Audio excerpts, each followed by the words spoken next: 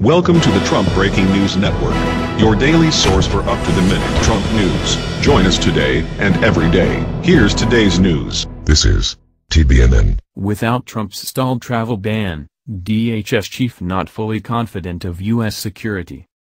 By Caroline Hogg. Kelly told lawmakers that terror attacks, like the recent one in London, demonstrate the need for increased vetting of refugees and improved border security. Homeland Security Secretary John Kelly defended President Donald Trump's stalled travel ban on Tuesday, saying that without it, he was not fully confident the federal government could stop terrorists from taking advantage of our generous visa and immigration system in entering the United States. Delivered in the wake of the London terrorist attack that killed 8 people, Kelly's warning echoed Trump's own statements about the Saturday attack, which in turn reiterated previous comments by the president about the injunctions placed by federal courts on his executive order and refugee screening review. Fully implementing the EO would clearly and substantially increase our ability to secure the nation from those who seek to do us harm, Kelly told legislators Wednesday. Bottom line, I have been enjoined from doing things that I know would make America safer. That's because, Kelly argued, terrorist groups are using refugee flows as a Trojan horse to deploy operatives to conduct attacks in the West. The executive order would subject visitors from 6 Muslim-majority countries to increased screening and temporary restriction from entering the United States. Kelly told the House Homeland Security Committee that those countries were chosen due to their instability, connections to terrorism, and other security concerns. It has nothing to do with religion, or skin color, or the way they live their lives, he said. It is about security for the American people, nothing else. The president has not reiterated his calls for a Muslim ban since his campaign, although a statement calling for the total and complete shutdown of Muslims entering the United States until the government can figure out what is going on, appeared on his campaign website until May 8. The president has repeatedly advocated for the travel ban. As for refugees, none has committed a deadly terror attack on U.S. soil since the refugee entry process was overhauled in 1980, a Cato Institute study found.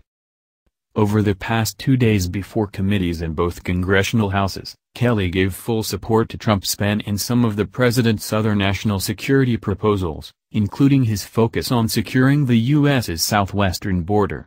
Kelly warned that could be another entry point for potential terrorists.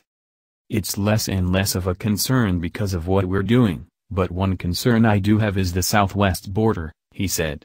When there is a terrorist threat or terrorist event in the United States that comes from outside the country, my belief is, until recently, that threat would have gotten here through the worldwide network that flows up through Central America and across our wide-open southwest border. Kelly called Trump's border wall an ongoing opportunity to provide security. But the former commander of U.S. Southern Command also said the solution to better security starts with partner nations 1,500 miles south of the actual border, a line he's used before. How much will the wall cost? Kelly couldn't say. Estimates have ranged from $12 billion to $67 billion. The White House's 2018 budget proposal included $1.6 billion as a down payment. But the administration is still discussing what, exactly, the wall will look like, from virtual barriers to solar panel-covered, 50-foot barriers. There are places along that border where clearly a physical barrier of some type is either too hard, or we don't need to do it because there's not a lot of crossing, Kelly said today.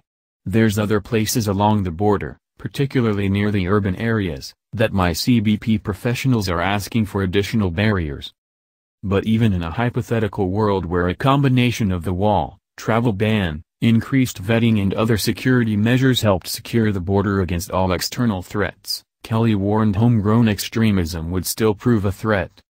He's been saying that for a while. In April, he told CBS News, "Obviously, you got the homegrown terrorists. I don't know how to stop that. I don't know how to detect that." That's the news. Join us here every day.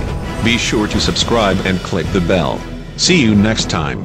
This is TBNN.